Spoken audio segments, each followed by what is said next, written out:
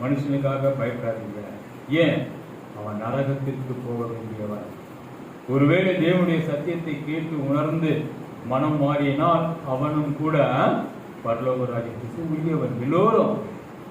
அப்ப நாம தான் ஜாக்கிரதையா இருக்கணும். அப்ப என்ன பண்ணணும்? அதனால் தேவனுடைய பார்வையிலும் மனுஷனுடைய பார்வையிலும் தயையும் நற்புத்தியும் பெறுவார். அப்பதான் சும்மா நடிச்செல்லாம் ஒன்றும் செய்ய முடியாது.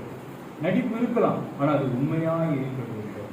தாழ்மை என்பது நடிப்புல அவங்களுக்கு தெரியும், இவன் சும்மானா நடிக்கிறான் அப்படின்னு. ஆனா உண்மையான தாழ்மையை காட்டப்படும்போது அவன் உணர்வான், இவன் உண்மையான தாழ்மை. எங்கள் ஆஃபீஸில் என் ஃப்ரெண்டுங்க சொல்லுவாங்க, அசோக் ஈஸியாக பொசிஷன் போயிடுவாங்க. ஏன்? எல்லா அதிகாரியிடத்திலும் சரி, எல்லாரிடத்திலும் மிகவும் தயவாய். நமக்கு காரியம் நடக்கணும், வேற வழி இல்லை. அவங்க சொல்றதெல்லாம் கேட்டு தயவா இருக்க ஒழுங்கு புரியாது. வேதத்தில் சொன்னது போல அந்த பொல்லாதவர்களுக்கு தயவு கிடைக்கும்.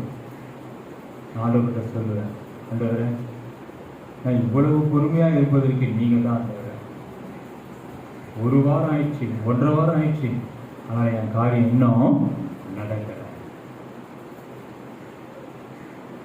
நான் தேவனுக்குள்ள இல்லாமல் இருந்திருந்தால் சத்தம் போட்டிருப்பேன். ஆண்டவர் என்னோடு கூட இருப்பதனால அமைதியாக இருந்த பிறகு காரியமெல்லாம் ஜெயமாய் மாறியது.